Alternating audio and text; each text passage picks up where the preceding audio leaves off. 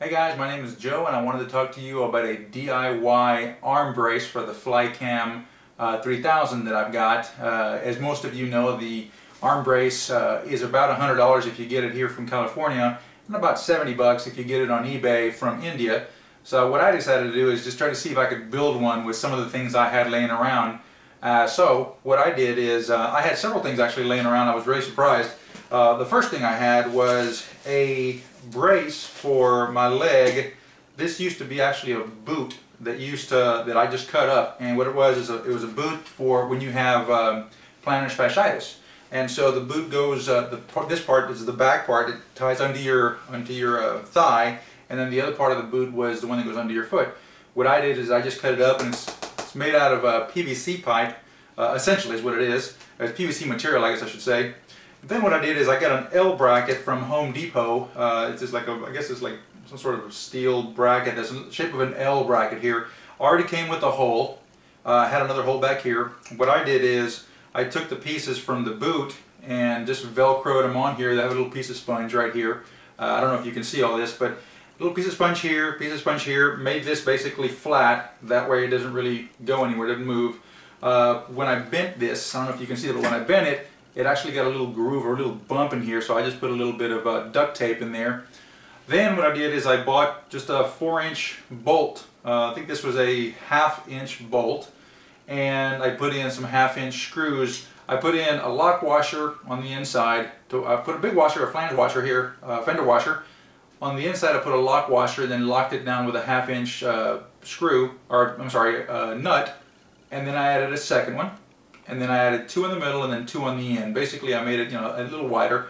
Then I just added about 6 inches of duct tape. And what that did is it made it a lot easier to go into my Flycam 3000. So essentially what happens now is it's actually a pretty good snug fit for the 3000.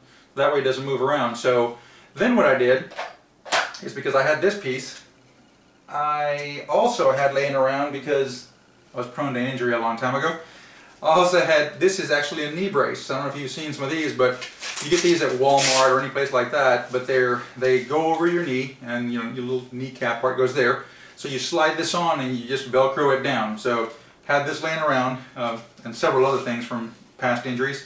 What I did is I left this part of the boot on the inside, cut a little sliver through the middle, right there. Then what I do is just slide my hand through, put the piece just like this. Then take the boot piece, or the knee brace piece, slide it on through, just loosen it all up, slide it on through, bring it all the way back, reach in, kind of grab that neoprene that's in there, slide it up to where it's almost even with the boot brace. Keep sliding back as much as you need to. There's the piece there from the hand. Take these pieces, hold them down with the Velcro, and there is your arm brace. So what happens now is you take this piece and you slide it down snugly in there. Did I just say snugly? Yeah. Anyway, there you go. So then what you have now is a brace that's holding up the 3000. So now what I can do is just hold it this way. If I need to move it a little bit, there it is. All the stress is going on this entire arm. Actually, it's going on this piece back here, which is the metal piece. You'll still get a little fatigue here because that's just normal, but what you don't get is that wrist fatigue at all. As a matter of fact, all the pressure is being put here and back here, and this is all neoprene and it's nice and soft. Earlier I was trying to figure it out and it wasn't working right. It was a little loose without the duct tape in there, but as you can tell now, you can just swing it around, not a big deal. I haven't really played with the camera just yet. Actually, the camera that I'm filming with is a small Sony, so it's actually too light for this. We're actually got this for a 3100 and a 5100 Nikon, which we're going to be filming a short here fairly soon. So it's really made for that, not for this. But when I tried it, it was not too bad. A little hard to learn, obviously. It can take some time to practice. But I definitely wanted to build this so that way you don't really have any kind of fatigue here. Also, these are actually squared off here, the L bracket.